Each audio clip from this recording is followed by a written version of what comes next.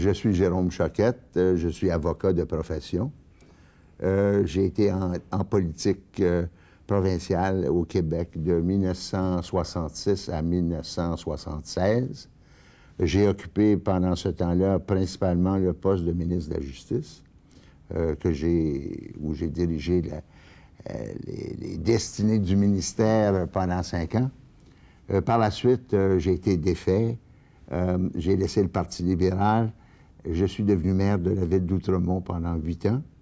Et j'ai, à travers tout cela, surtout exercé ma profession d'avocat en commençant à Montréal en 1951 et en poursuivant avec interruption, naturellement, pour la période où j'étais en politique du Québec et j'étais ministre, où je n'avais pas le droit d'exercer la profession.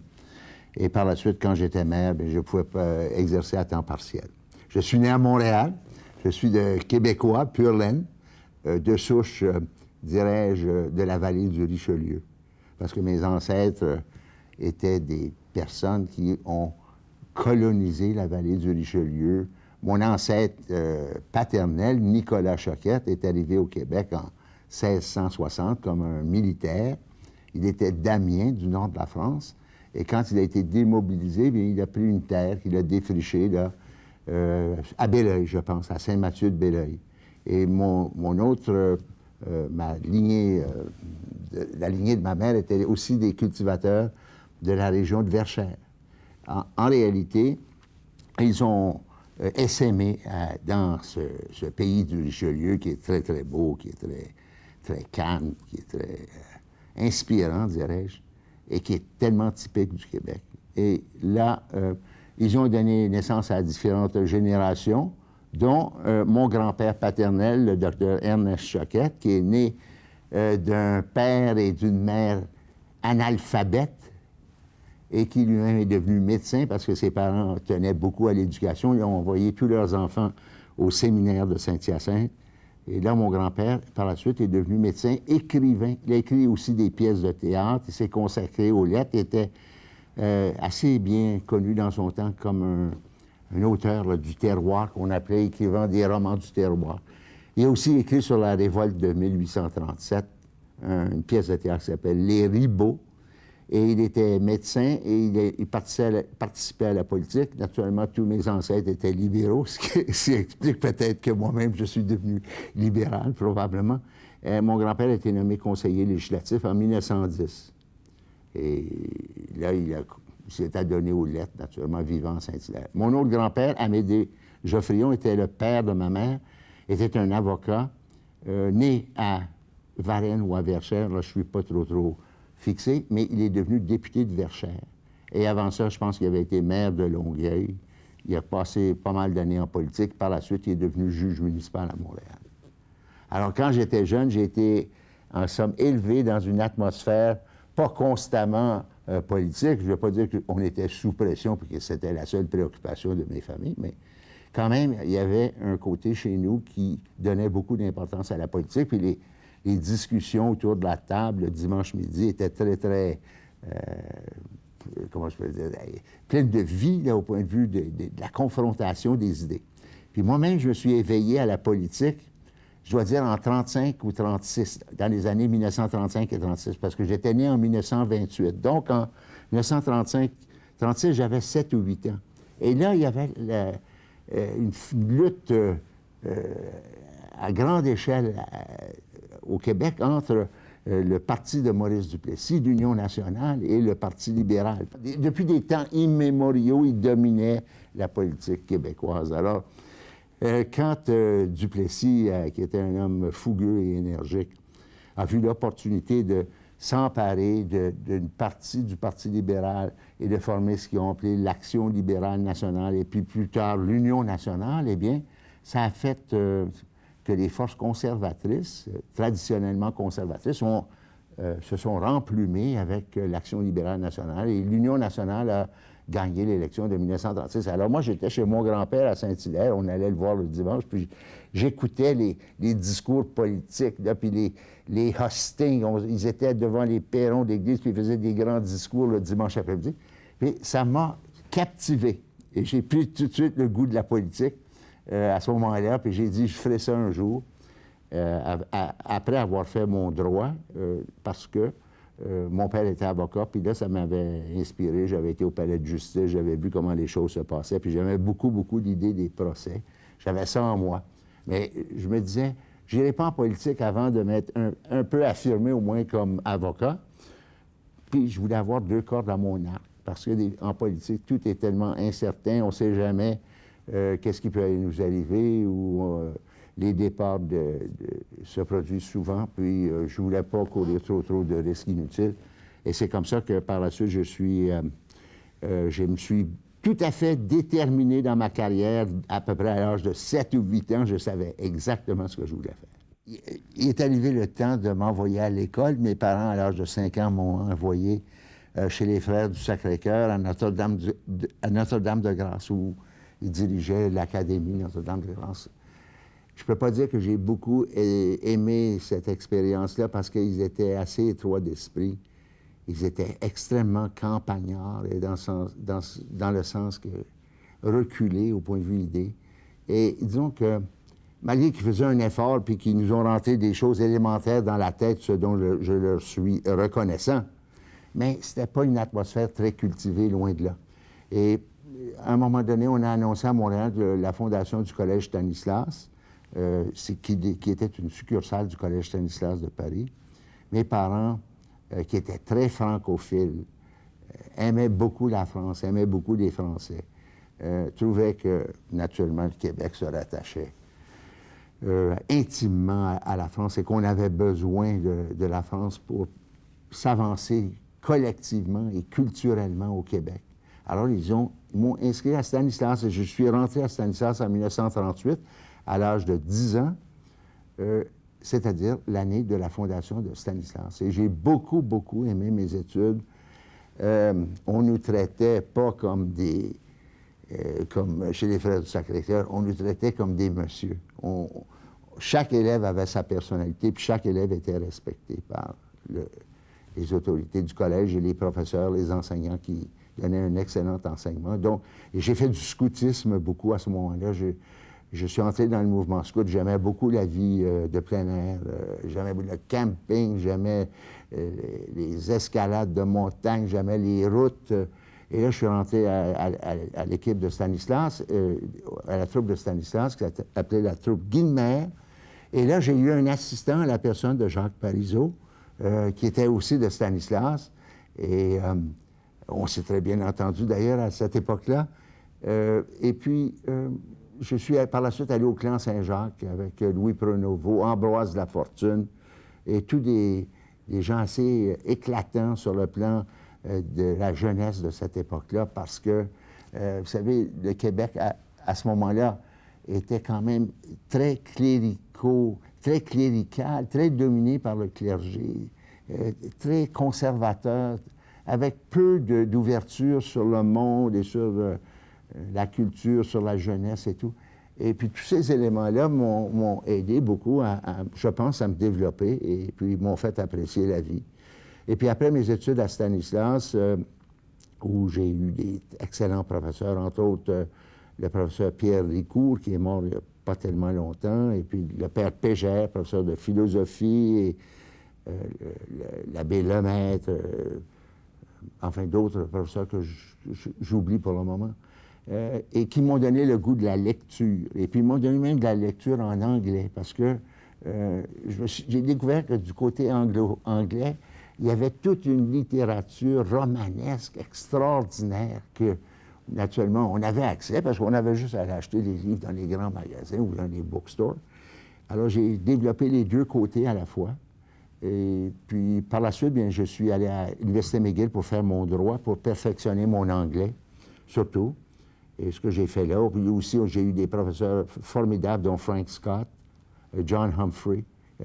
Frank Scott est professeur de droit constitutionnel. John Humphrey, qui a été représentant du Canada aux Nations unies dans les matières de droit, de charte des droits, puis qui m'ont aidé beaucoup. Plus tard, quand je suis devenu ministre de la Justice, j'ai fait appel à justement Frank Scott et Paul-André Crépeau, là, qui est est devenu doyen de McGill, pour qu'il fasse la première rédaction de la Charte des droits de la personne. Je reviendrai tout à l'heure sur ça, sur mes réalisations comme ministre de la Justice, mais je peux dire que j'ai pris le goût de ça et la connaissance de ces choses-là à l'Université McGill.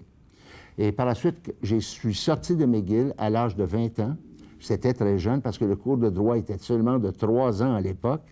Il n'y avait pas de stage comme maintenant. Et puis j'étais entré à McGill à 17 ans, de telle sorte que à 20 ans, j'ai passé mon examen du barreau. Je ne pouvais pas pratiquer, donc j'ai discuté ça avec mes parents, puis j'avais l'opportunité d'aller à Paris, où je voulais aller en sciences économiques pour développer le côté des sciences sociales pour compléter mon droit. Et donc, je suis allé à Paris. Et là, mon expérience parisienne a été formidable parce que, non seulement à cause de l'atmosphère de Paris à cette époque-là, c'était tout de suite après la guerre. Et c'était une effervescence intellectuelle à tous les niveaux. Jean-Paul Sartre, Camus créaient des pièces, Marcel Aimé, etc. Il y avait 20 journaux qui étaient publiés tous les jours à Paris, et donc tous les éventails d'opinions étaient représentés. On pouvait s'asseoir le matin, prendre un café, puis regarder Combat, par exemple, regarder Le Figaro, Le Monde, enfin, puis il y en avait 20 comme ça. Il y avait un échantillonnage d'opinions extraordinaires. Là, j'ai eu une grande chance, là, à Paris, sans me méfier ou sans aucune arrière-pensée. J'avais entendu parler d'un professeur qui s'appelait François Péroux, qui était un grand économiste. Déjà, sa réputation était faite à ce moment-là. Il était professeur à la faculté de droit où s'enseignaient les sciences économiques. C'est différent d'ici, mais ça s'enseigne en droit, surtout au niveau supérieur, au niveau du doctorat. Je frappe à sa porte, je m'en viens le voir. Il dit « Asseyez-vous ». Je suis un étudiant canadien, j'arrive à Paris, puis je voulais faire mon doctorat en sciences économiques. Il dit « Avec plaisir ». Là, il m'accueille là, comme s'il me connaissait depuis toujours. Et il avait un institut de recherche qui s'appelait l'Institut de recherche de sciences économiques appliquées. Il dit « Vous pouvez venir à mon institut tous les jours ». J'ai dit « Je vous donne un bureau ». Puis il m'a installé dans la place comme si je faisais partie des meubles. Même à un moment donné, il devait donner des cours à Oxford et Harvard en anglais. Puis il avait appris surtout l'allemand et l'italien, lui, parce que dans la France d'avant la guerre, l'allemand et l'italien étaient peut-être aussi importants que l'anglais. Donc son anglais n'était pas parfait. Alors qu'est-ce qui est arrivé? Il m'a dit « Choquette, je vais vous donner un cours tous les matins en anglais et vous allez corriger mon accent. » D'autant plus qu'il y avait un petit problème de surdité, donc pour lui, attraper une langue étrangère, ça présentait un certain défi. Alors, c'est comme ça qu'on a commencé, puis je suis devenu un ami, un familier de François Péroux, que j'ai revu par la suite quand je suis devenu ministre de la Justice. Je l'ai revu en France, je l'ai honoré, je l'ai reçu. Il est venu au Canada, j'ai fait la même chose. Et précisément, je pense que quand il est venu au Canada, j'avais aussi invité mon ami Jacques Parizeau pour partager avec moi, parce que lui-même avait aussi étudié en France à une certaine époque, et il connaissait très bien François Péroux, et lui, sa spécialité, c'était l'économie, tandis que moi, l'économie, c'était plutôt un accessoire par rapport à ma carrière principale, qui était celle du droit et d'être un avocat. Mais ça fait rien, j'ai eu une belle expérience, et j'ai fait ma thèse de doctorat sous François Péroux, et finalement, j'ai eu mon doctorat d'État en sciences économiques 3 ans après. Je suis revenu par la suite ici, au Canada. J'ai été faire un petit tour à New York à la School of Business Administration pour faire quelques mois, mais je ne suis pas resté très longtemps. Et j'ai commencé à exercer ma profession d'avocat en 1951. Puis, en 1951, c'est là que je me suis un peu impliqué dans la politique, surtout avec M. Lapalme, qui avait été élu chef du Parti libéral, par la suite avec Jean Lesage, au sein de la Fédération libérale du Québec. Et j'ai beaucoup milité avec les libéraux. J'ai été membre de la commission politique, puis président de la commission politique qui faisait le programme du parti. Et ça on a eu une période, même si on n'avait pas les avantages du pouvoir, on avait quand même les avantages de ceux de l'opposition. On avait l'esprit libre, on pouvait critiquer l'époque du Plessis, on pouvait penser librement, complètement, et c'est ce qu'on s'était efforcé de faire. Mais je dois ajouter une petite chose ici, à ce moment. c'est que ma première expérience dans la politique active, c'était en 1948, quand j'avais été passé mon examen du barreau. C'était l'été, puis là, Duplessis avait ordonné une élection. Alors là, je voulais participer à la politique. Alors, il m'avait envoyé comme orateur dans le comté de Montcalm. Ils avaient nommé un nommé Paul Marsollet, qui était un voyageur de commerce, pour être le directeur de la campagne. C'était un comté perdu, perdu, perdu. D'abord, c'était à côté de Joliette, qui était bleu. Puis Montcalm, c'était Maurice Tellier, qui était le député de l'Union nationale. Je pense que c'était peut-être le président de la Chambre à ce moment-là. Hey, on est allé faire la campagne. C'est là que j'ai appris qu'est-ce que c'est que de se battre avec peu d'armement. Mais ça fait rien, c'est une belle expérience. Souvent, c'est les meilleures expériences, celles où on ne gagne pas nécessairement. Alors, quand je suis revenu à Montréal, après avoir poursuivi ses études en France et puis un peu à New York, là, je voulais commencer l'exercice de ma profession. Et puis mon père connaissait bien deux avocats qui s'appelaient Gustave Adam et Guy Favreau. Et là, il m'a introduit à ces avocats-là qui m'ont pris dans leur cabinet sans salaire, mais ils payaient toutes mes dépenses pour les services que je leur rendais. Et entre autres, je dois rappeler le souvenir de Guy Favreau, qui était un jeune avocat à ce moment-là de peut-être une trentaine d'années, 32 ans, et qui était un avocat très brillant, un excellent plaideur, un légiste, un type qui avait l'esprit juridique très, très bien, très poussé. On est restés ensemble seulement 6 ans, et par la suite, il est allé vers Ottawa. Je pense que sa santé flanchait. Et puis, il est allé là-bas à la Commission des pratiques restrictives du commerce. Puis, par la suite, bon, avec son brio puis son intelligence naturelle, il est devenu sous-ministre de la Justice. Et il a eu des grands déboires. Il a été, je pense, député aussi. Député, il est devenu député de Papineau, puis il est devenu ministre de la Justice. C'est là qu'il y a eu des problèmes avec le traitement d'un certain dossier qui a donné lieu à la commission d'Orion, où il a été un peu stigmatisé pour ne pas avoir pris conseil de son sous-ministre ou des fonctionnaires de son ministère, d'avoir pris la décision tout seul de ne pas commencer des procédures à l'égard d'une certaine personne. Et il est tombé extrêmement malade, il était très affecté de tout cela. Il a périclité sur le plan de la santé. Et le gouvernement de M. Pearson l'a nommé, je pense, juge simplement pour donner une pension à sa femme, étant donné ses états de service, et c'était bien mérité. Et il est mort à l'âge de 50 ans. Ce qui montre que des fois, dans la vie politique, il y a non seulement des risques politiques comme tels, mais il y a des risques sur le plan personnel. Et puis, on peut éprouver toutes sortes de déboires que, heureusement, je n'ai pas moi-même éprouvé. Mais Guy Favreau est certainement un exemple de ce que je viens de dire, d'une carrière d'un homme très sensible. C'est un homme très doux, très, très, très large d'esprit, très sensible, puis qui a été ruiné d'une certaine façon, en partie par la politique. Maintenant, j'ai pratiqué, par la suite, la première année que j'ai pratiqué droit, j'ai fait 1 000 $ à moi. 1 000 $, c'était pas grand-chose, mais enfin, c'était l'excellence. Il est arrivé un bureau d'avocats important de Montréal qui peut-être m'avait vu à l'œuvre, ou je ne sais pas. Ils m'ont offert un salaire de 5 000 $. Dans ce temps-là, c'était bien. Et je suis resté avec eux quelques années. J'ai pratiqué avec Jean Martineau, qui est devenu plus tard juge de la Cour d'appel, puis qui est revenu au barreau par la suite. Puis j'étais son recherchiste, en quelque sorte. M. Martineau était un avocat exceptionnel, très brillant et très sympathique, jeune d'esprit. Et j'ai eu une très, très belle expérience avec lui. Puis par la suite, je suis allé avec d'autres avocats libéraux, dont Guy Desjardins, Claude Ducharme. Et puis on a pratiqué ensemble jusqu'à ce que je sois élu député en 1966. Puis comment je suis devenu député d'Outremont en 1966, il faut que je le raconte. C'est que M. Lapanne avait eu une influence énorme sur le Parti libéral et la Fédération libérale du Québec, parce qu'il était en réalité le fondateur de la Fédération libérale. Et c'est lui qui avait dit cette phrase qui est restée un peu célèbre, là. être libéral, c'est être socialement juste.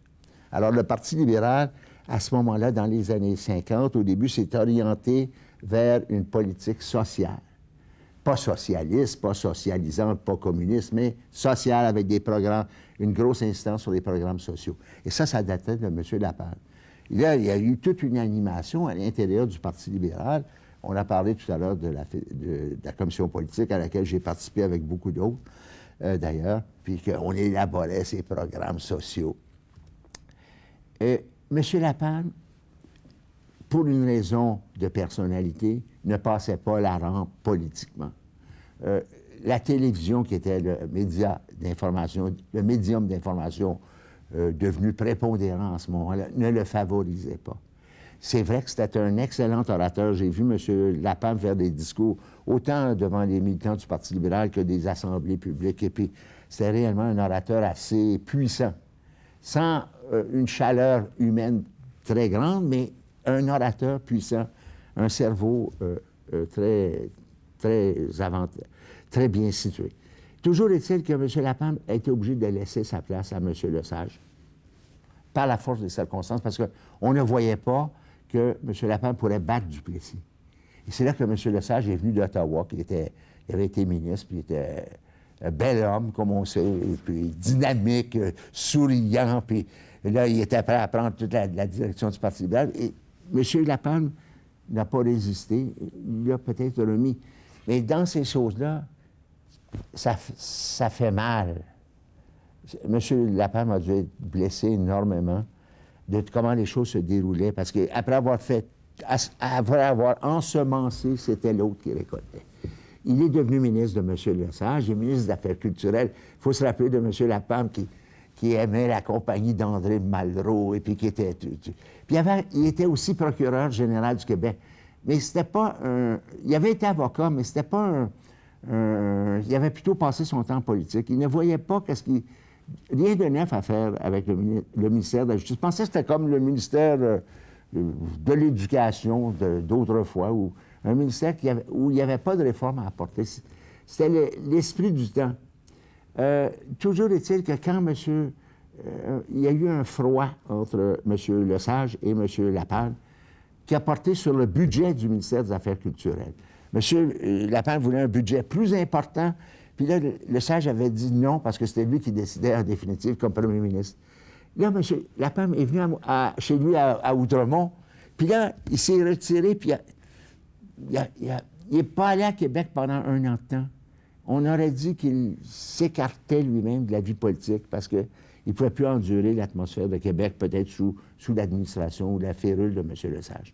Alors, juste avant l'élection, on ne savait pas, est-ce que M. Lapalme va être candidat de nouveau du Parti libéral? Il décide de ne pas être candidat. Puis là, le Parti libéral devait choisir dans Outremont un nouveau candidat. Puis c'est là qu'il y a plusieurs candidats qui se sont offerts, là, et dont moi.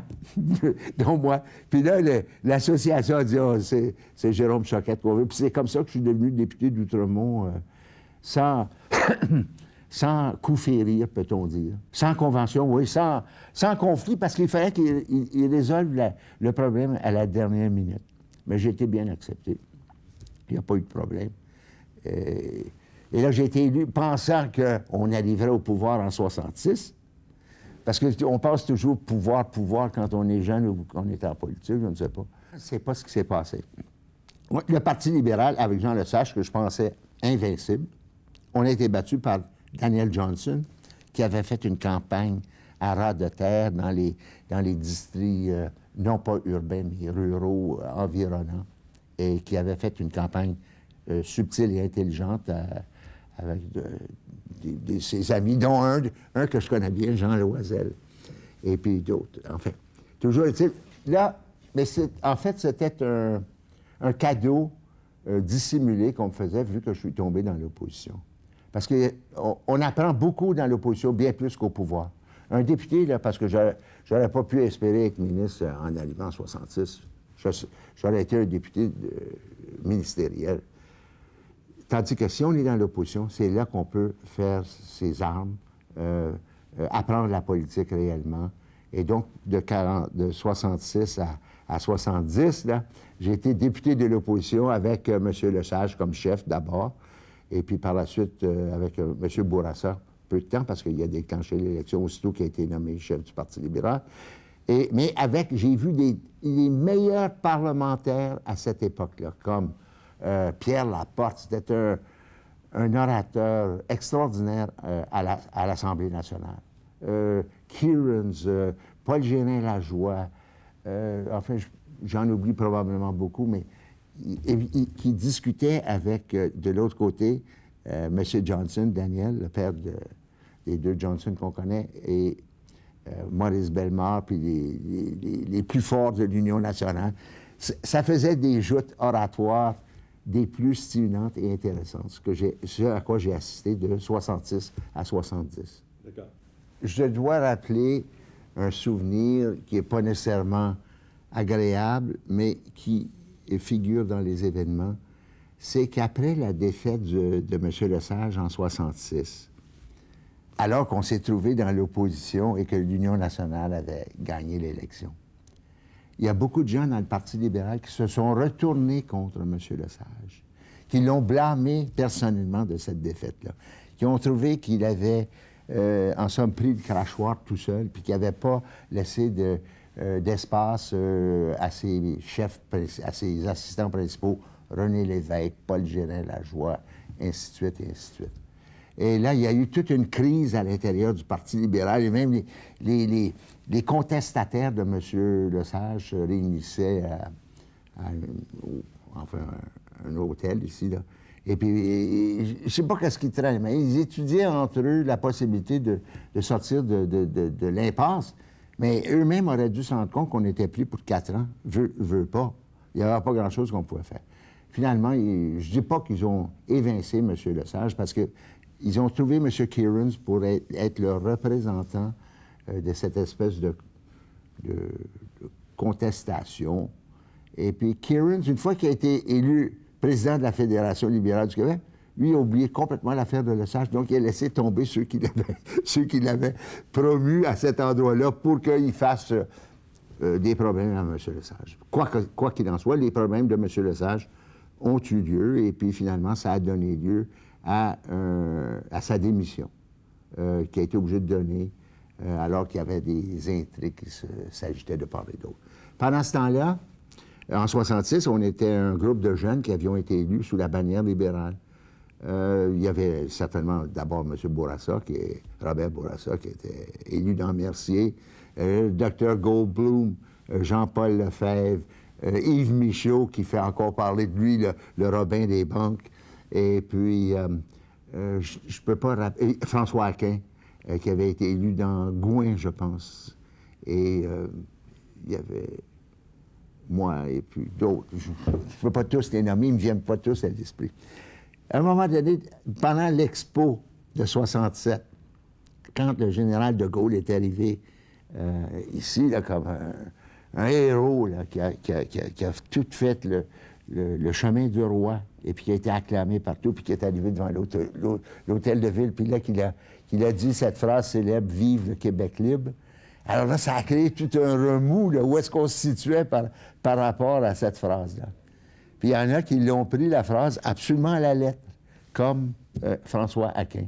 Puis là, c'est comme ça que François Aquin, le lendemain ou deux jours après, a démissionné du Parti libéral, puis est venu siéger dans l'opposition, a siégé comme indépendant. Puis là, Lévesque était tenté par, qui était dans notre parti, mais qui avait un goût indépendantiste assez évident, lui a résisté à cette espèce d'invitation de faire une démission prématurée. Même s'il trouvait peut-être qu'en principe, c'était une chose qui pouvait se faire, il n'a pas voulu poser le geste à ce moment-là. Il a préféré le faire lors d'un congrès d'orientation, après avoir écrit son travail là, sur l'hypothèse de la souveraineté association. Je ne me rappelle plus du titre exact, mais il avait utilisé ses vacances pour écrire l'hypothèse d'avoir 2 pays avec Québec et le reste du Canada, mais avec des institutions en commun, jonction, au point de vue monétaire en tout cas.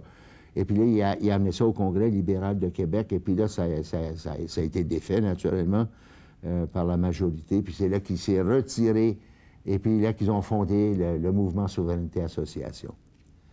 Ce qui a été une grosse déchirure dans le Parti libéral, parce que, incontestablement, René Lévesque, malgré qu'il ne pouvait pas toujours avoir raison, c'était quand même une personnalité forte et puis un homme extrêmement indépendant d'esprit et qu'on admirait tous, peut-être avec des réserves dans certains cas. Mais il y en a un que je dois mentionner à ce moment-ci, parce que je l'ai vu dans un moment, pas de faiblesse, mais un moment qui a précédé sa mort. C'est Daniel Johnson. Daniel Johnson avait beaucoup sur les épaules en 1966 et sa mort qui est arrivée quelques années après. Parce que l'Union nationale, on ne peut pas dire que c'était un parti qui était tellement prêt à prendre le pouvoir en 1966. Alors, il y avait beaucoup de responsabilités, puis il était obligé d'être le principal parlementaire pour défendre son parti en Chambre contre des gros canons comme Lesage, Laporte et les autres. Qu'est-ce qui arrive? À un moment donné, je m'en vais à la chambre de toilette au Parlement, là, en dehors de... Moi, Daniel Johnson était en train de s'éponger la figure d'eau froide, là, puis se serrait la tête comme quelqu'un là, qui était au bout de ses forces. Qui était au bout de ses forces. Et puis, peu de temps après, il est mort. C'est Jean-Jacques Bertrand qui lui a succédé. Et puis, Daniel Johnson, malgré que quand il était jeune ministre, il avait été fortement critiqué. Les gens peut-être le ridiculisaient, Danny Boy et tout ça. Mais comme premier ministre, il faut lui donner son mérite. C'était un homme qui a acquis beaucoup, beaucoup de dignité à ce moment-là, puis qui a peut-être très bien fait les choses. Toujours est-il que nous, alors là, M. Lesage a été en but à des critiques. Peut-être qu'il avait passé son temps aussi. En politique, des fois, on n'est pas toujours d'actualité, il faut bien l'admettre. Hein. Ils nous ont assez vus. Bon, ils veulent de nouvelles figures, c'est normal. Et M. Lesage a décidé de quitter et de laisser son poste à la suite de certaines attaques personnelles un peu difficiles pour lui à subir. Parce que c'était un homme très fier, un homme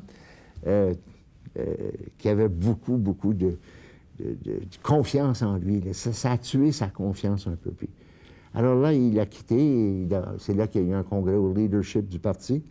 Et il y avait 3 candidats principaux. Il y avait 3 candidats. Il y avait Pierre Laporte, qui était certainement le plus fort parlementaire des 3, à cause de l'expérience, puis aussi comme orateur, c'était un type qui avait de la force, beaucoup de force.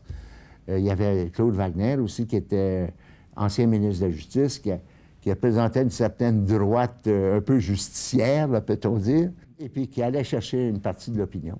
Puis il y avait Bourassa qui représentait, je dirais plutôt la nouvelle école, c'est-à-dire peut-être le droit, parce qu'il avait fait son droit, mais tempéré de sciences sociales, avec une ouverture sur le côté des sciences sociales, certainement une ouverture sur le plan de l'économie, puisqu'il se voulait économiste. Et moi aussi, j'avais la même ouverture sur le plan social. Je ne pouvais pas concevoir le gouvernement du Québec comme étant une affaire étroite et qu'on pouvait réaliser suivant les normes d'autrefois, avec les vieilles idées d'autrefois, que ce soit des idées libérales ou des idées d'union nationale ou quoi. Il y avait eu un changement dans la mentalité des Québécois. Il y avait eu une évolution. On reconnaissait la valeur de la sociologie, de la psychologie, la valeur de la science économique comme telle. On voulait que tout ça fasse un tout et qu'avec ces éléments-là, on puisse gouverner adéquatement. Alors, c'est pour ça que je me suis joint fondamentalement à Bourassa, qui était le plus jeune des candidats, et que je voyais en lui un avenir prometteur pour nous, pour le Parti libéral et pour le Québec. Et c'est comme ça que je l'ai appuyé au congrès du leadership. Après ce congrès au leadership, il y a eu une campagne électorale où je pense que tout de suite, on a pris l'avantage sur l'Union nationale parce que l'Union nationale avait provoqué l'élection très prématurément sans adopter de budget pour cette année-là. Ça avait provoqué l'élection, je pense, au mois de mars ou avril. Et donc, il passait à côté du budget qui, naturellement, doit être adopté à cette période de l'année.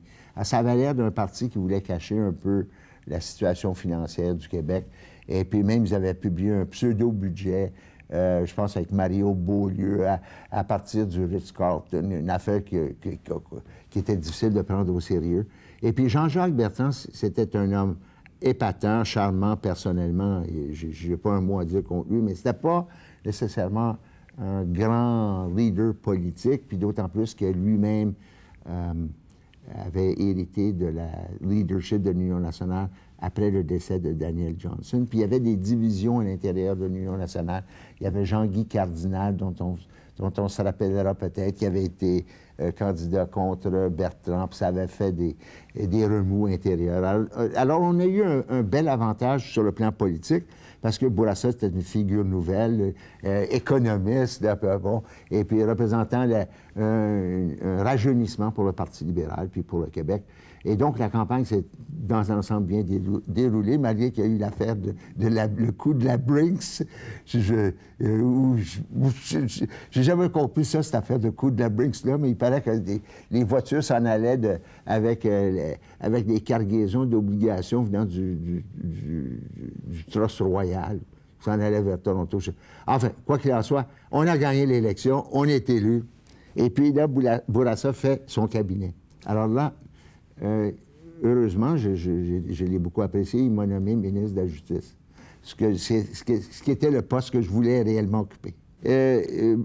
Bourassa m'a demandé de prendre le ministère de la Justice, puis après ça, il m'a demandé plus tard, dans la période où il formait son cabinet, de prendre le ministère des institutions financières parce qu'il n'y avait pas de ministre à nommer immédiatement pour ce poste-là. Puis il dit, tu vas l'occuper temporairement, puis en temps et lieu, on nommera quelqu'un d'autre à ta place. Ce qui était bien d'accord. Alors moi, j'ai pris le ministère de la Justice, puis j'étais plein de bonne volonté, plein de bonté générale, pas du tout le goût de la matraque et puis des méthodes fortes, loin de là. Je me voyais comme un ministre ultra-libéral, faisant juste des réformes en vue de favoriser le bien-être des citoyens. Je ne mettais pas du tout l'accent sur le côté répressif du ministère de la Justice. Et c'est un ministère qui comporte les deux aspects à la fois, ce que j'ai appris par la suite. Donc, la première chose que j'ai décidé de faire, Pierre Vallière et Charles Gagnon, qui étaient les penseurs du FLQ de l'époque, étaient en prison depuis 3 ans attendant leur procès. Ça s'était créé sous mon prédécesseur, Rémy Paul, qui était ministre de la Justice sous l'Union nationale. Mais on ne peut pas dire dans un système judiciaire que c'est justifié que des gens restent en prison pendant 3 ans en attendant de subir leur procès. Alors, aussitôt, j'ai fait des démarches avec les procureurs de la Couronne pour qu'ils soient libérés. Je pensais que ça ferait tomber un peu, comment je pourrais dire, l'hostilité que le FLQ nous vouait, nous les capitalistes, là. Je pensais que ça aiderait à progresser dans la bonne voie, une espèce de réconciliation, là, sans que ça soit écrit réconciliation, mais quand même ça deviendrait vivable au Québec, puis que les assassinats, puis les explosions de bombes, et puis les raids sur les banques et les caisses populaires cesseraient, en montrant que le pouvoir comprenait peut-être le désarroi de certaines catégories de la population. Bien, ça n'a pas fait beaucoup de bien parce que c'est pas qu'eux ont fait quoi que ce soit pour me rabattre mon beau geste, mais on a quand même eu des incidents qui se sont produits, des explosions dans des boîtes à lettres, des explosions d'explosifs dans les boîtes à lettres de Westmount au mois de fin de mai, début de juin, aussitôt après que le gouvernement avait été formé. Puis par la suite, bien, durant l'été, il y a eu on a eu vent de certains complots pour capturer, attraper le consul d'Israël, peut-être aussi d'autres diplomates. On entendait ça, la police avait des renseignements, ça m'arrivait au ministère. Mais rien de très, très, très précis, rien de très, très, très ciblé. Quoi qu'on avait une certaine connaissance d'une maison à Prévost où il y avait des gens qui se réunissaient pour peut-être planifier quelque chose. Le 5 octobre, ce qui était un lundi, je m'en allais de mon domicile au bureau, à mon bureau de ministre de la Justice, au Palais de justice de Montréal. Et en descendant, tout à coup, vers 9h15, 9h05 environ, on entend qu'un diplomate britannique a été capturé. Je pense que son nom a été mentionné à ce moment-là. Il s'agissait de James Cross, qui avait été pris comme otage. Et, enfin, c'était des renseignements de portée générale, mais on a vu tout de suite qu'il s'agissait d'un acte révolutionnaire. Alors, j'arrive au bureau, puis là, j'appelle les différents chefs de corps de police, parce qu'on avait la police de la Sûreté du Québec, M. Saint-Pierre, qui était le directeur, et on avait la police de Montréal, M. Saint-Aubin, et on avait la GRC aussi, qui travaillait à l'intérieur d'une formule coopérative dans le domaine du terrorisme. Ils viennent au bureau, puis tout ça. Puis là, on examine la situation. Puis là, tout de suite, après, on reçoit un communiqué. Aller chercher le communiqué, je ne me rappelle plus si c'est à l'UQAM, où il y avait plus de détails. Et puis, alors là, ça a commencé dans cette atmosphère-là. Et là, ça s'est poursuivi ainsi toute la semaine avec des communiqués de la part du FLQ et des réponses de notre part. Des refus de notre part d'accepter de négocier sur cette base avec le revolver sur la tempe et de céder au chantage. Finalement, tout ça a culminé vers le samedi après-midi. M. Bourassa était parti durant cette semaine-là à New York, était allé faire des négociations sur le plan financier pour le Québec, et il est arrivé ici le samedi midi. Et là, on s'est rencontrés tous les deux dans son automobile sur le Champ de Mars, à l'arrière de l'hôtel de ville de Montréal, qui était complètement désert à ce moment-là, le samedi après-midi. Il n'y avait personne qui était là. Naturellement, les gens ne travaillaient pas le samedi. Il y avait, pour ainsi dire, pas d'auto dans le stationnement. On s'est rencontrés là. C'est là qu'on on a discuté ensemble ce qu'on était pour faire vis-à-vis de la crise qui prenait des proportions beaucoup plus importantes qu'il ne semblait au début. Au début, ça avait l'air d'être un certain diplomate britannique. Les gens n'y donnaient pas beaucoup d'importance. Avant que quelque chose fasse un effet coup de poing sur l'opinion publique, ça prend parfois plusieurs jours et beaucoup d'insistance. Et c'est comme ça que là, la crise commençait à devenir très, très compliquée, très difficile à résoudre. Pendant ce temps-là, moi, j'étais ministre de la Justice du Québec, mais je devais être aussi en communication avec le fédéral, parce que c'était un diplomate qui avait été pris, quand même capturé. Donc, le gouvernement canadien, puis en particulier le ministre des Affaires étrangères du Canada, qui était monsieur... son nom ne me revient pas en ce moment-ci, mais c'était le ministre. Et puis, il y avait aussi la GRC était intéressée par le solliciteur général du Canada. Donc, j'étais en contact avec eux. Là, on a décidé de prendre position, officiellement, les deux niveaux de gouvernement ensemble. Et là, le gouvernement fédéral a accepté que je sois le porte-parole des deux niveaux de gouvernement. Donc, il a fallu se mettre d'accord sur un ensemble de principes, pas sur un texte précis, mais sur un ensemble de principes comment on était pour essayer de résoudre cette crise. Puis, je dois dire, moi, que le gouvernement fédéral a fait un geste quand même assez appréciable d'offrir le sauve-conduit aux ravisseurs. C'est-à-dire, on ne leur disait pas simplement, écoutez, rendez-vous. En même temps qu'on leur disait rendez-vous, on leur disait, bien écoutez, si vous voulez échapper à la justice pour le moment, le temps que vous le voudrez, vous pourrez prendre un billet pour Cuba ou pour l'Algérie, puis on ne vous dérangera pas. Alors, c'est cet ensemble-là qu'on a proposé à ces ravisseurs de M. Cross. On leur a proposé aussi en même temps beaucoup de compréhension vis-à-vis des tribunaux s'ils décidaient de rester ici. On a fait, en somme, mais quand même, on a pris une position de principe ferme à l'effet que les gouvernements ne céderaient pas au chantage, n'étaient pas pour leur donner des lingots d'or comme ils nous réclamaient, n'étaient pas pour leur libérer 25 prétendus prisonniers politiques, parce qu'il y avait quand même des gens qui avaient été condamnés par les tribunaux régulièrement et puis qui avaient commis des actes criminels, carrément, des actes qui avaient entraîné des meurtres dans certains cas. au moins de la violence, on ne pouvait pas. Il n'y a pas de gouvernement respectable qui pouvait dire « Non, on s'écrase ». Sinon, qu'est-ce que ça aurait fait le lendemain qu'on aurait pris une telle attitude? Qu'est-ce qui serait arrivé? D'abord, moi, j'aurais dû m'évincer moi-même du ministère de la Justice. Comment voulez-vous que le principal protecteur de l'ordre public, qui est le ministre de la Justice, se maintienne en position après avoir cédé sur toute la ligne à un mouvement révolutionnaire? Donc, c'était hors de question. C'est pour ça que j'ai mal compris, à cette époque-là, et je le comprends toujours aussi mal, l'attitude de certaines personnalités, comme Claude Ryan, René Lévesque, et d'autres, et M. Rouleau du mouvement coopératif, et d'autres, qui, à un moment donné, ont fait un petit groupe, et là, il fallait négocier, il fallait être gentil, il fallait être sympathique, il fallait céder, en d'autres mots. C'est ça qu'ils voulaient qu'on fasse. Mais on ne l'a pas fait. Mais, disons, en ne le faisant pas, on a pris certains gambles, certains risques. Je pense que ça a renforcé la position du gouvernement globalement que d'avoir pris l'attitude ferme. Si on me demande mon opinion, je dirais que 80 % des Québécois nous ont approuvés à ce moment-là. 80 %. Et même, on l'a vu dans des sondages, quand plus tard l'élection de 73 est arrivée. Et puis qu'on avait aussi, pas juste vis-à-vis des terroristes et du FLQ, qu'on avait pris une attitude ferme. On avait pris une attitude ferme aussi vis-à-vis du crime organisé, vis-à-vis des chefs syndicaux.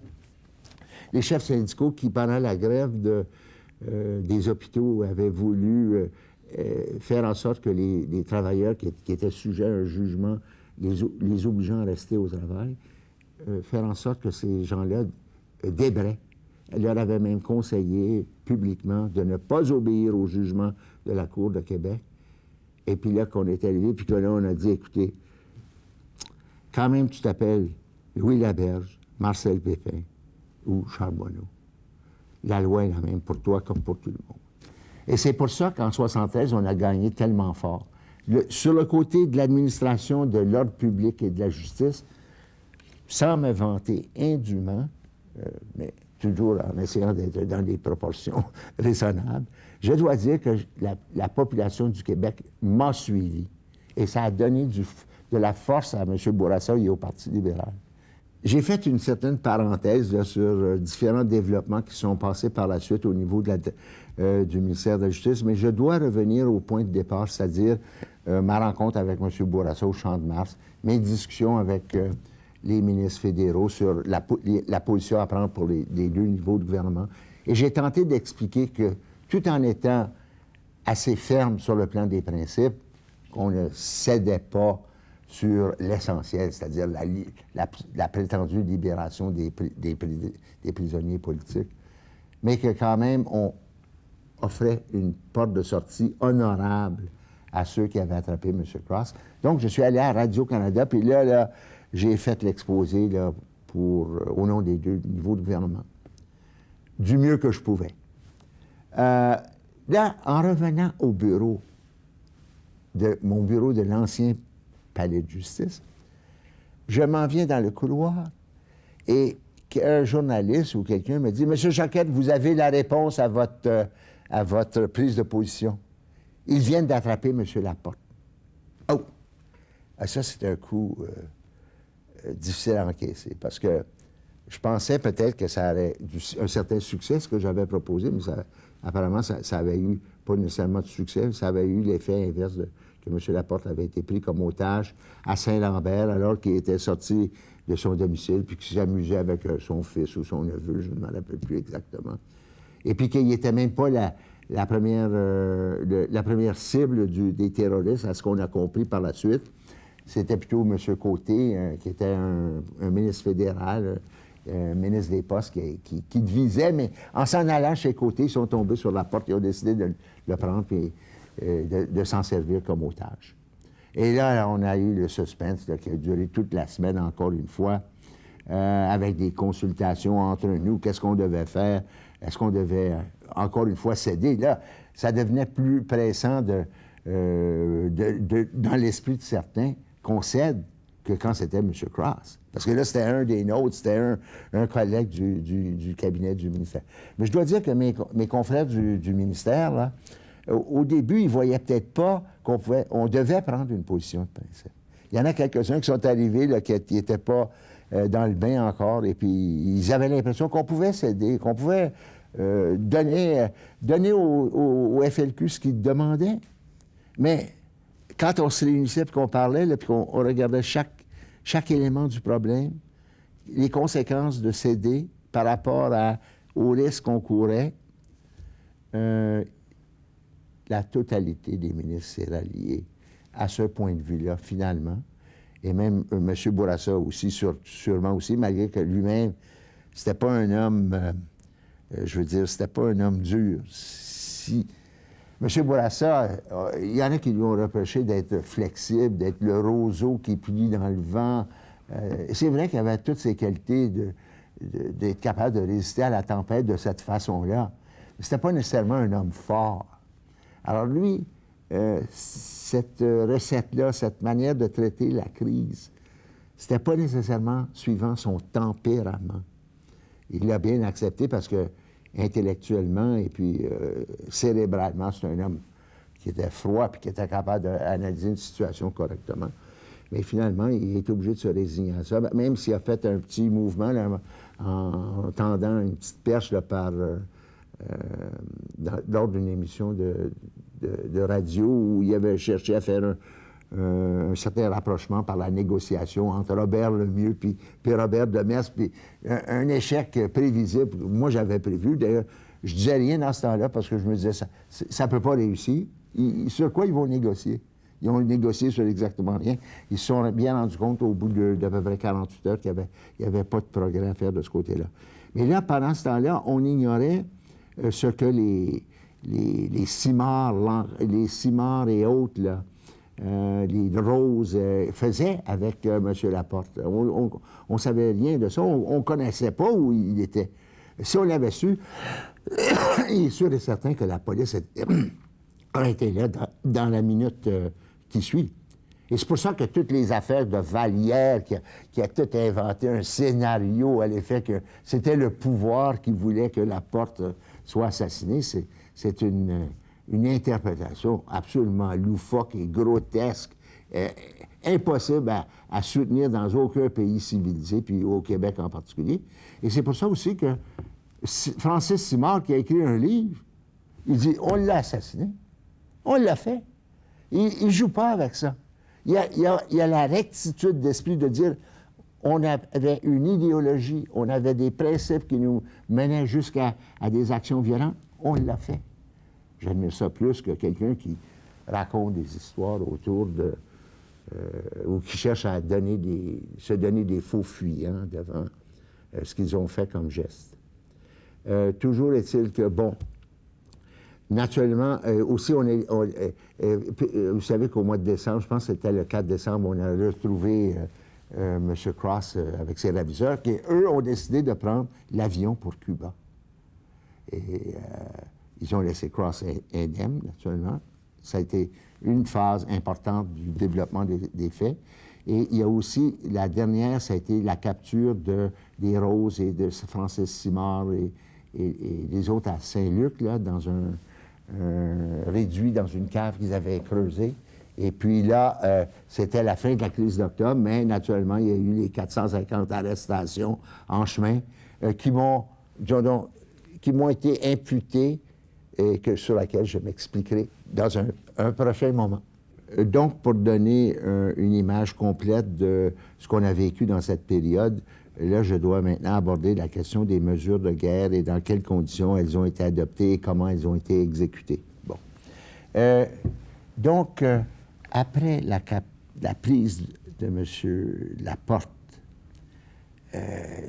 naturellement, la température psychologique au Québec et ailleurs au Canada, présumément, mais particulièrement ici, avait augmenté énormément. On était rendu avec 2 prises d'otages, M. Cross, M. Laporte.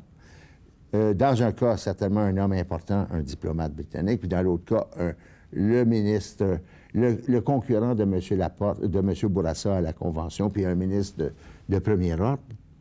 Alors là, il s'est créé toute une psychose, il y a eu comme un mouvement dans l'opinion publique qui était non seulement stimulé par les événements eux-mêmes, mais stimulé par le jeu des communiqués qui étaient envoyés aux différents postes de radio et les interventions de d'autres personnes qui approuvaient explicitement ou implicitement l'action des terroristes.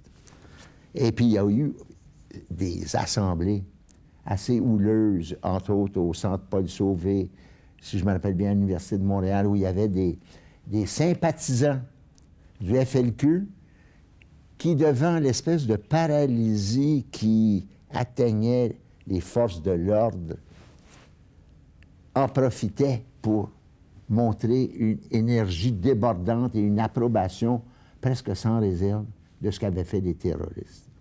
Il faut dire aussi qu'à ce moment-là, on n'avait pas une appréciation très, très précise des forces en présence. On ne savait pas très exactement combien on avait de felkistes qui participaient soit à l'action de la cellule Libération, qui était la cellule qui s'était emparée de M. Cross, soit la cellule de financement Chénier, qui était la cellule qui s'était emparée de M. Laporte. Et on avait peur aussi que si le gouvernement ou les gouvernements restaient dans cette situation,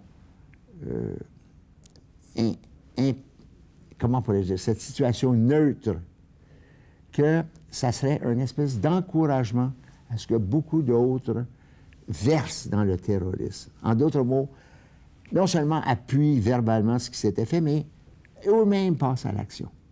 Alors, c'est comme ça que l'idée d'une mesure juridique spéciale est venue dans la tête, je pense bien que ça a commencé, là, je ne veux pas inventer, mais je pense bien Michel Côté, qui était l'avocat de la Ville de Montréal et qui était l'adjoint de M. Saunier et de M. Drapeau, qui avait déjà vécu des événements semblables et qui avait déjà participé à des prises de position. Lui-même a développé cette idée-là. C'est allé à Ottawa, et là, Marc Lalonde, qui était le chef de cabinet de M. Trudeau, lui-même s'est intéressé à l'hypothèse. Ils ont, toujours est-il, accouché d'un texte. Ils sont venus à Québec. J'ai rencontré ces deux messieurs, M. Côté et M. Lalonde, et puis Julien Chouinard, qui était le secrétaire général du gouvernement du Québec. Donc, on avait 3 personnes, plus le ministre de la Justice, pour regarder ce texte. J'ai regardé le texte et j'ai trouvé que dans la situation où on se trouvait, il valait mieux agir que de ne pas agir. Même si j'avais un peu d'appréhension sur les conséquences de la capacité ou du pouvoir donné aux policiers d'arrêter des gens sans mandat d'arrestation. Parce que je voyais l'ordre public crouler, là, d'un côté, puis je voyais aussi qu'on me donnait beaucoup de pouvoir dans ce texte-là de libérer les gens au fur et à mesure de leurs arrestations. En d'autres mots, c'est pas moi qui écrivais le nom d'une personne arrêtée, mais moi, une fois que la personne était arrêtée, je pouvais dire « laissez-la aller, il n'y a rien à voir avec le FLQ ». Bon, alors c'est comme ça que... Et remarquez une chose, j'ai même pas vu une seule liste de noms avant les arrestations. Les corps policiers se sont réunis. La GRC a fait son apport, la police de Montréal, la CIVM, dans la nuit où toutes ces mesures ont été mises en exécution. Ils ont composé des listes des terroristes ou des felkistes qu'ils connaissaient. Mais moi-même, je n'ai jamais donné d'approbation à ça. Ou eu à donner d'approbation à ça. C'est pas, je ne me défile pas, là. J'ai lu plus tard que Gérard Pelletier, Trudeau, Marchand avaient vu des listes. Je ne sais pas où est-ce qu'ils ont vu ces listes-là, parce que moi, je n'en ai pas vu de liste. C'est la police qui a fait son boulot. Puis moi, je les laissais faire. Je n'influençais pas dans un sens ou dans l'autre. S'ils considéraient qu'un individu était dangereux, il était dangereux. je me fiais à leur jugement.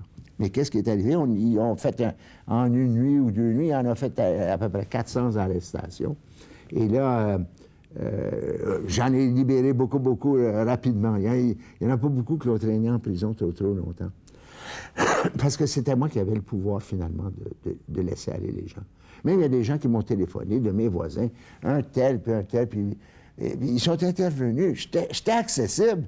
Je n'étais pas dans une tour d'ivoire. Moi, je me tenais au téléphone et puis les gens pouvaient me parler. S'il y avait un cas méritoire, je m'en occupais immédiatement.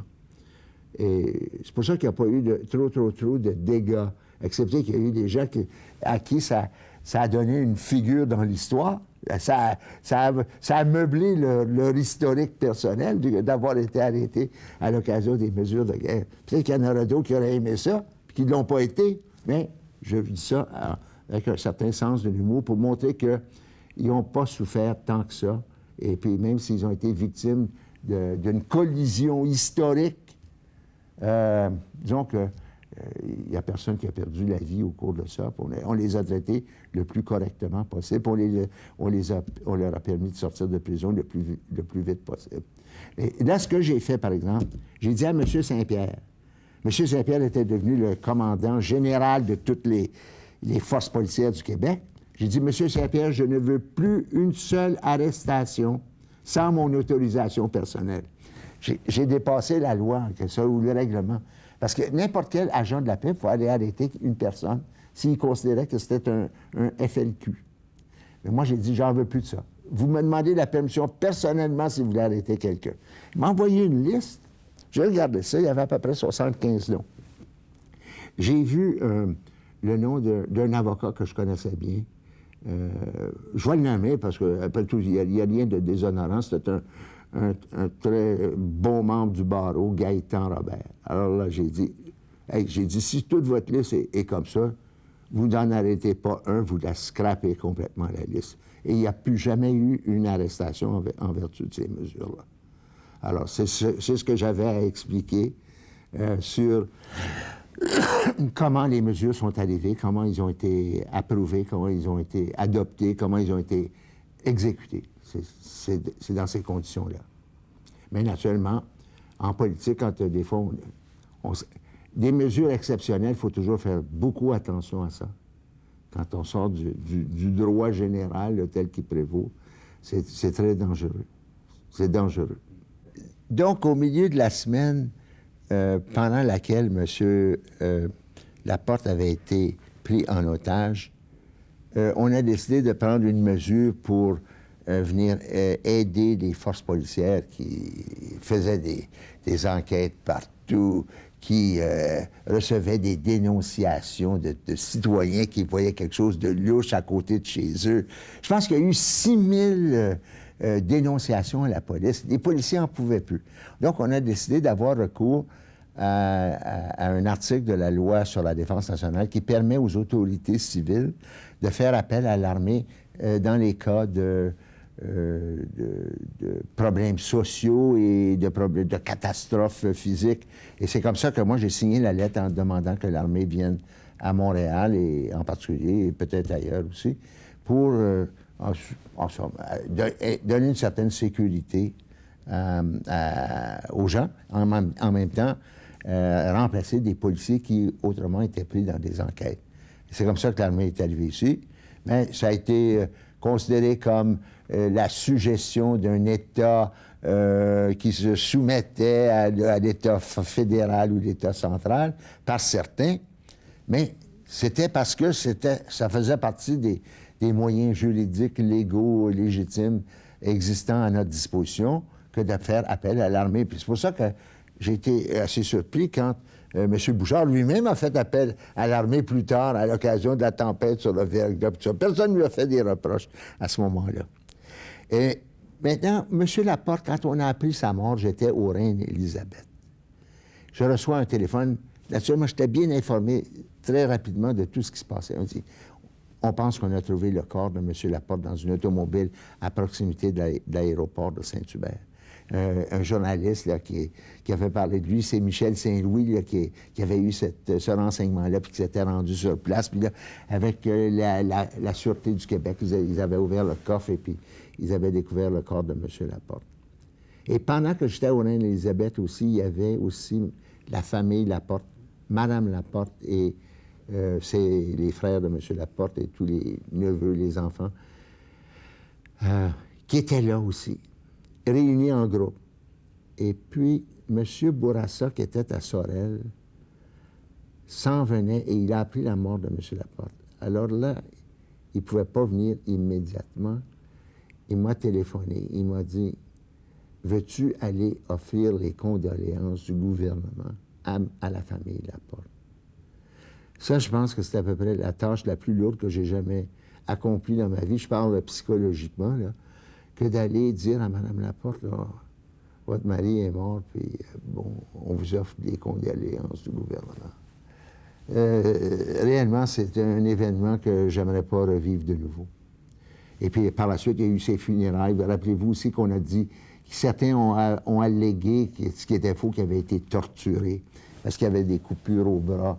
Et là, je me suis empressé d'aller rassurer Mme Laporte et ses proches sur le fait que, d'après notre enquête nos examens médicaux, il n'y avait pas eu de torture du tout. Donc, elle n'avait pas d'affaire à s'en faire pour ça, à s'inquiéter pour ça. Ça n'avait pas eu lieu.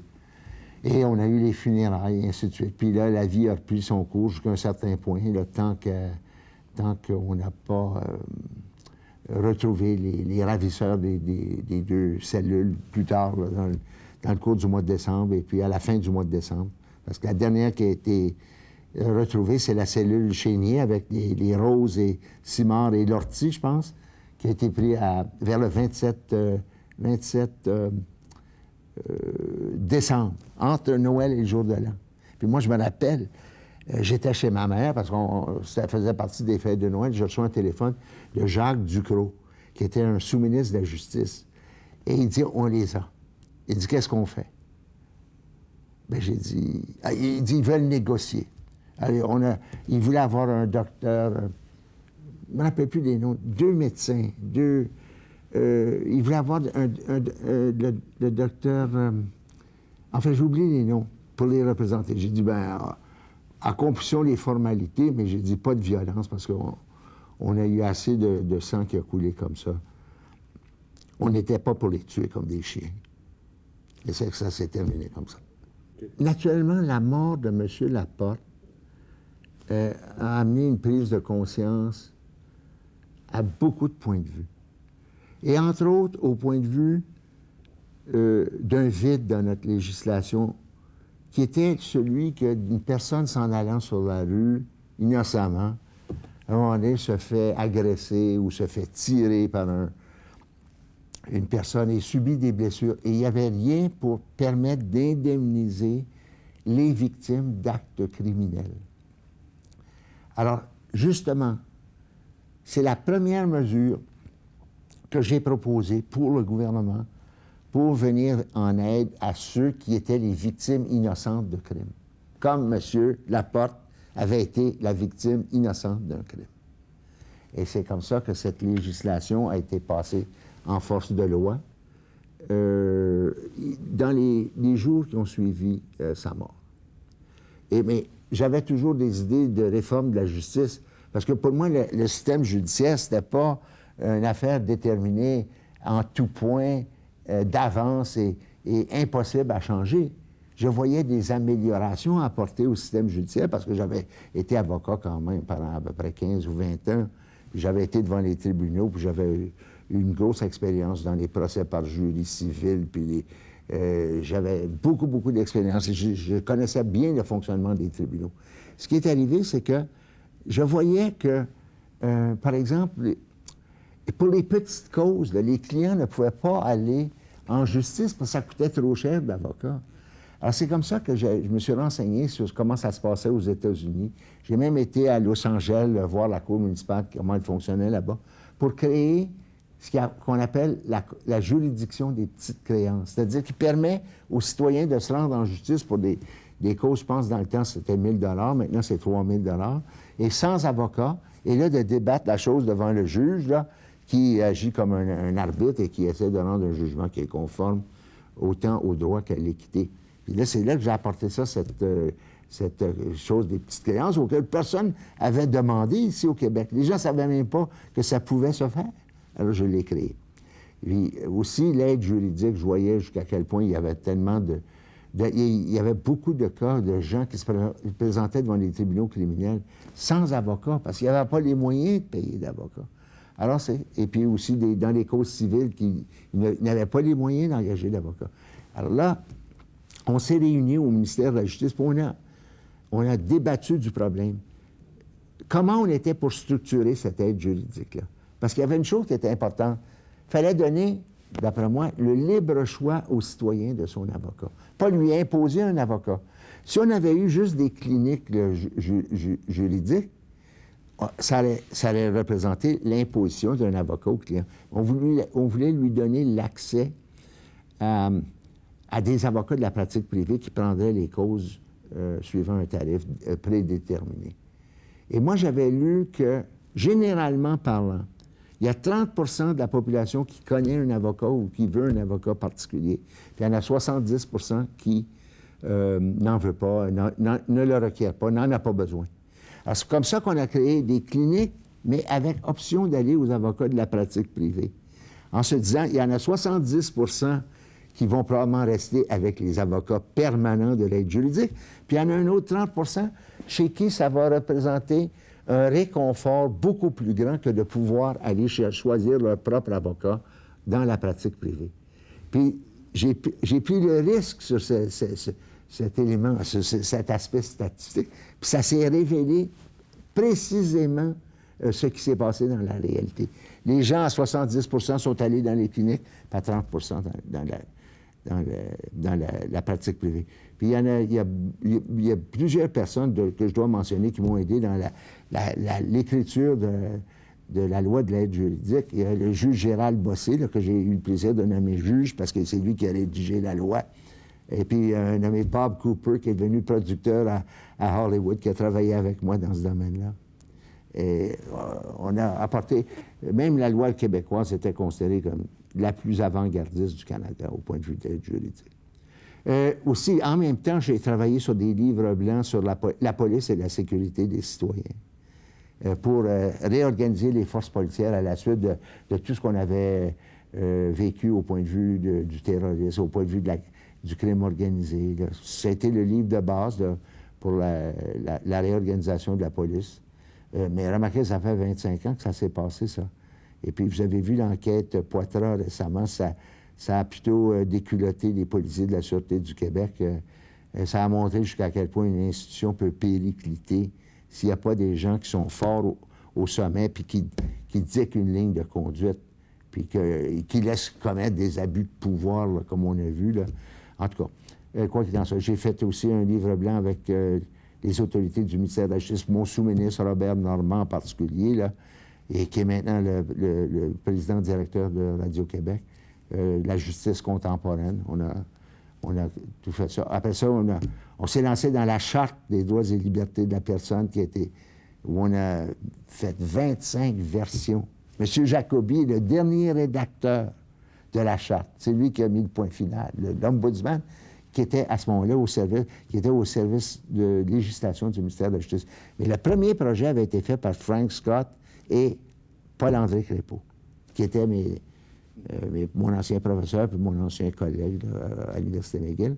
Et on a fait 25 projets avant d'arriver au produit fini, là, qui était assez remarqué à l'époque. Après ça, bien, j'ai fait le Comité de la protection de l'enfance ou de la jeunesse, là, qui était un comité avant que la grande loi arrive, là, mais qui permettait aux autorités d'aller retirer des enfants d'un milieu dangereux pour eux, leur santé physique ou psychologique. Et là, on a pris des gens des affaires sociales puis des gens du ministère de la Justice, on les a mis ensemble pour faire la jonction entre les deux éléments du problème. Et ce comité-là, avec le père Tellier, que j'avais nommé président, et un autre du ministère des Affaires sociales, ont fait une équipe formidable et puis ils ont lancé le Québec sur la voie moderne en matière de répression de crimes contre les enfants et puis de mauvais traitements contre les enfants. On s'est bien situé à ce moment-là, à ce point de vue-là. Bien, la Charte des droits et libertés, c'est que j'ai moi-même écrit le préambule de la Charte. Et j'en suis très fier. Ils avaient fait la Charte, on avait tous les articles. Là, je me suis assis à mon bureau, j'ai dit, là, je dois écrire un préambule qui mette la loi en valeur. Là, je me suis mis à mon bureau, je me suis mis à écrire. J'avais comme une inspiration, ça me venait facilement. J'ai presque pas fait de reprise. Les 4 ou 5 paragraphes introductifs de la Charte, c'est de moi. Et puis, bien, la Charte, elle a pris des développements par la suite. Ils l'ont élargi, ils lui ont donné plus de force. Mais on avait commencé quand même avec ce qui était raisonnable d'accepter comme point de départ. Parce qu'on fait des changements dans la vie sociale des sociétés ou des gens. Souvent, on ne peut pas leur imposer ça d'une manière draconienne, d'une manière drastique, et puis il faut donner des périodes de transition. J'ai eu l'opportunité, comme ministre de la Justice, d'apporter des mesures qui complétaient notre système judiciaire, qui étaient innovatrices, mais qui n'impliquaient pas de mise de côté ou de renvoi ou de rejet de ce qui était l'essentiel du système judiciaire. Au contraire, qui venait simplement s'ajouter comme étant des éléments sociaux pour rendre la justice plus acceptable, plus humaine, plus responsable vis-à-vis des citoyens, surtout des citoyens les plus défavorisés. Alors, je pense que dans un sens, ça m'a donné une opportunité dont j'ai profité pour justement apporter ces innovations dans le système judiciaire. Peut-être que d'autres n'auraient pas vu l'occasion, mais moi, j'avais assez l'expérience du système vécu, plus ma préoccupation sociale, celle qui nous inspirait au point de départ, que ça a fait un mélange qui a donné ses résultats, qui a simplement favorisé, je pense, une meilleure administration de la justice auprès des citoyens. Par ailleurs, il faut vous dire aussi que j'ai eu tout un domaine difficile à traiter. C'était tout le domaine du crime organisé, puis le domaine de la répression syndicale, puis le domaine là, des grèves. Alors là, ça, c'était un autre aspect de mon action. Mais disons que on a tenu une enquête sur le crime organisé, ça a donné certains résultats. Ça a réduit certainement l'impact du crime organisé dans certains domaines, en particulier dans les propriétaires, des tenanciers de cabarets, d'établissements licenciés, dont on les a contenus pas mal. Mais pendant ce temps-là, je devais lutter avec l'opposition. Parce que l'opposition n'est jamais là pour nous faire des compliments. Elle est toujours là pour essayer de nous reprendre sur ce qu'on n'a pas fait, ou ce qu'on a mal fait, ou ce qu'on aurait dû faire, puis qu'on fera plus tard. Alors, à la Chambre, là, j'ai eu des bons débats avec, entre autres, avec Robert Burns, là, je le mentionne en passant, parce que c'était le critique de la justice, et qui faisait bien ça, d'ailleurs. Et puis, il est devenu juge aussi, maintenant. Avec M. Bourassa, je dois dire ceci. On ne se connaissait pas tellement au point de départ quand on a été élus ensemble en 1966. On ne s'était jamais rencontrés. Je ne suis pas sûr qu'il avait nécessairement un préjugé favorable à mon égard. Mais quand je suis devenu ministre de la Justice, il a tout de suite vu jusqu'à quel point je pouvais le compléter et venir l'appuyer. Dans ce sens que je suis un homme assez entier en général, et si je prenais des positions, elles étaient fermes et, je crois, généralement assez bien assises, même au risque de passer pour impopulaire. même au risque de passer pour impopulaire. Alors lui, ça l'a libéré ensemble d'un poids de beaucoup de décisions désagréables que, avec un ministre peut-être plus faible, il aurait été obligé peut-être de promouvoir lui-même. Alors, même à un moment donné, il m'avait dit, il dit, toi puis moi, il dit, on fait une équipe formidable, il dit, parce qu'il dit, t'es comme un tank, il dit. Tu passes à travers, puis il dit, moi, il dit, j'arrive derrière, puis j'aplanis les choses. Et puis ça faisait une belle combinaison, il faut l'avouer. Puis moi, j'aimais ça, travailler dans ces conditions-là, puis j'aimais travailler avec lui, parce qu'il n'influençait pas mes décisions, il ne cherchait pas à me mettre dans un carcan ou de me dire, fais ci, fais ça. Au contraire, il respectait entièrement ma liberté d'action. Et donc, on travaillait dans une grande confiance, lui et moi. Mais il est arrivé un moment où est-ce que c'est qu'on a été comme pris dans une question là, à l'occasion d'une nomination. Il y avait un individu qui était censé avoir payé par un pot de vin pour sa nomination. Et puis là, moi, je me rappelais que j'avais prévenu M. Bourassa parce que j'avais des systèmes d'écoute électronique qui me renseignaient sur beaucoup d'affaires qui pouvaient se passer. Mais lui, il s'en rappelait pas. Puis là, on a été appelé devant la commission Clich qui faisait enquête sur tous les problèmes dans le monde du travail. La commission Clich avec M. Mulroney puis Guy Chevrette. Puis moi, je disais au premier ministre, à M. Bourassa, je dois aller. Je ne peux pas me défiler. Sinon, je vais être blâmé. Ils vont dire, chacun a caché tout à Bourassa. J'ai pas voulu jouer le rôle comment je pourrais dire, de la victime. J'ai pas voulu me sacrifier. J'ai dit à Bourassa, je vais aller, je vais dire la vérité, mais en même temps, je comprends parfaitement les circonstances dans lesquelles je t'ai communiqué l'information. C'était en plein milieu de la crise d'octobre. Je comprends que tu avais beaucoup d'autres affaires à penser, que tu n'étais pas saisi ce que je t'ai dit, ça se comprenait. Je suis allé expliquer ça à la commission Clich. Ça a passé parfaitement.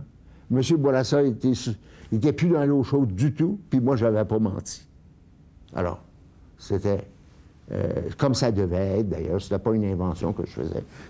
Alors là, mais ça a créé entre lui et moi une espèce de malaise. Puis plus tard, là, quand j'ai accepté, malheureusement, d'être nommé ministre de l'Éducation, je me suis senti comme un poisson qui n'était plus dans son eau du tout. Le ministère de l'Éducation, j'avais rien à faire, là. C'est un ministère de placotage. Les professeurs se réunissent pour parler, faire venir des tasses de café, puis parler. C'est un ministère qui décide de rien. Tandis qu'à la justice, tous les jours, j'avais des décisions à prendre. Des décisions importantes puis des décisions pressantes. Je me demande qu'est-ce que j'ai pensé à accepter de me faire nommer ministre de l'Éducation. Ça ne correspondait pas du tout à mon tempérament, à mon expérience. Je n'étais pas un enseignant. Je n'avais jamais eu quoi que ce soit à faire avec le monde de l'éducation. Mais on aurait dit qu'à un moment donné, je me suis dit, est-ce que je vais être ministre de la Justice toute ma vie? Est-ce qu'il ne faut pas que ça... Il y ait un terme à ça? Est-ce qu'il ne faut pas que je m'efface, que j'aille faire d'autres choses? Puis là, c'est là que le premier ministre Bourassa m'a proposé le ministère de l'Éducation, puis je suis tombé dans le piège. Et aussitôt que j'étais dans ce piège-là, en haut de la fameuse tour là, où se trouve le ministère à Québec, j'ai senti mon isolement et le fait que j'étais un étranger dans toute cette baraque de fonctionnaires qui, d'après moi, font pas grand-chose. Si on prend le ministère de l'Éducation à Québec, il y a 8000 fonctionnaires. Si on prend le ministère de l'Éducation en Californie, il y en a 800 pour 35 millions d'habitants. Dans l'État de New York, c'est 600 fonctionnaires pour diriger l'éducation. Parce que l'éducation, ça ne se donne pas au ministère, ça se donne dans les écoles et dans les commissions scolaires et à l'université. Et puis, je me suis trouvé aussi mal pris avec... parce que je m'étais impliqué dans le débat sur la langue, sur des tests linguistiques. Puis moi, j'étais très, très opposé aux tests. Finalement, ça avait passé plus ou moins, les tests. linguistique à donner aux enfants pour aller à l'école anglaise. Puis finalement, quand je me suis trouvé ministre de l'Éducation, je me suis trouvé avec le problème des tests. Alors, ça a fait un problème. Je suis allé voir Bourassa, puis j'ai dit... puis là, il y a aussi ce qui s'était passé entre nous personnellement. Tout ça a fait un ensemble. J'ai démissionné, sur la loi 22 à ce moment-là. Puis parce que j'étais devenu comme un étranger par rapport au premier ministre. Et puis j'ai décidé de voler pour mes propres ailes, puis m'essayer dans une autre formation politique. Puis c'est là qu'on a, Fabien Roy et moi, formé le Parti national populaire, avec des espoirs de prendre une position un peu centre-droit, si je peux le dire, et même avec l'espoir de s'emparer de l'Union nationale. Parce que c'est pour ça qu'on l'avait appelé Parti national populaire, parce qu'on prévoyait faire un deal avec l'Union nationale, dire, nous autres, on va s'appeler Parti national, puis nous autres, vous laissez tomber votre union, ça va faire Parti national. Parce que l'Union nationale était mal en point à ce moment-là, et ne voyait pas un grand avenir. Mais disons que la négociation était très, très difficile avec M. Maurice Bellemare. Je ne sais pas que je lui en veux du tout, mais lui, il était comme un homme qui avait des idées arrêtées, là. C'était un vieux bleu, c'était un ami de Robert Lumie, c'était un ami des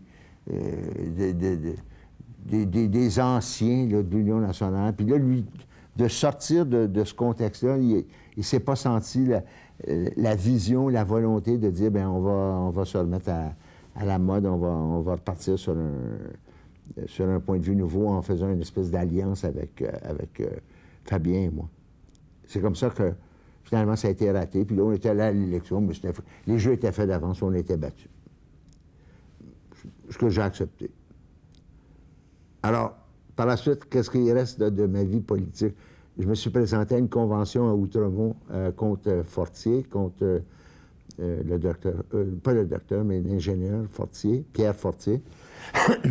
Mais je me suis pris 2 jours d'avance. Je n'étais même pas au courant qu'il se tenait une convention. Le fait d'avoir quitté le Parti libéral m'a mis naturellement hors cadre pour un bon bout de temps. Et beaucoup de gens là, qui étaient des fidèles de la foi libérale m'ont regardé comme une espèce d'apostat. Et puis avant que j'ai eu en quelque sorte un certain consentement à revenir, il a fallu que je fasse quelques amitiés, amabilités. Je dois dire qu'il y en a un qui était assez sympathique à cet égard-là. Pour moi, c'était... Claude Ryan, il ne m'a pas mis hors cadre, mais il m'a empêché d'être élu député d'Outremont à la place de Pierre Fortier, par exemple. Parce que tous les jeux étaient tout faits, d'après moi. Quand ils ont fait la convention, ils l'ont annoncé à la dernière minute, puis ils savaient que je voulais revenir. Ils m'ont bloqué, là, à l'intérieur. Ils ont pris les piliers du parti d'Outremont, là, pour m'empêcher d'arriver. Enfin... C'est un incident qui est arrivé dans ma vie politique, c'est tout. Et par la suite, la population d'Outremont a été aimable à mon égard en m'élisant comme maire pour 2 termes. Alors là, c'est parce qu'ils m'avaient pardonné, je pense bien, mes incartades passées, puis ils voyaient que j'étais capable de bien diriger la ville d'Outremont et avec de la mettre sur pied au point de vue financier, ce que j'ai fait. Quand j'ai été élu maire d'Outremont, comme indépendant, Gérard Pelletier, pas l'ancien ministre fédéral, mais un nommé Gérard Pelletier, que tout le monde connaît, qui est un homme original, tout d'une pièce, s'est fait élire comme indépendant. Et puis on a siégé ensemble, on a travaillé bien ensemble, sans animosité. On a eu peut-être quelques discussions, quelques conflits. Et puis Gérard avait été pris dans certaines affaires du FLQ, pour lequel il avait payé le prix. Et le dernier geste politique de toute ma vie, là, que je me suis présenté à la mairie de Montréal contre le maire Doré et le candidat Bourque. Et puis, ce qui s'est produit, c'est que M. Bourque était devenu l'adversaire naturel de M. Doré, parce que M. Doré l'avait en quelque sorte brimé dans son action au Jardin botanique. Et donc, les gens avaient vu en M. Bourque l'adversaire naturel. Donc, j'étais là comme un tiers qui n'avait pas grand-chose à faire dans cette lutte-là. C'est pour ça qu'on n'a pas recueilli plus que 13 % des voix. Et puis que ça a fermé mon livre politique de manière définitive. Et maintenant, je me consacre à ma profession, beaucoup d'heures par jour et beaucoup de jours par semaine, mais avec beaucoup de plaisir aussi. Pour conclure, les années que j'ai passées au ministère de la Justice, les 5 ans que j'y ai passés, ont été les années les plus remplies de toute mon existence. Autant sur le plan de la lutte, des confrontations, des discussions, que sur le plan de la création. Je me suis souhaité ces choses-là au début de mon existence. Heureusement, je les ai obtenues. Je suis chanceux. Parce que quand on est pris dans une activité comme celle-là, aussi intensément, on vit au maximum. Donc, j'ai eu ça dans ma vie. Et j'en suis reconnaissant à la politique.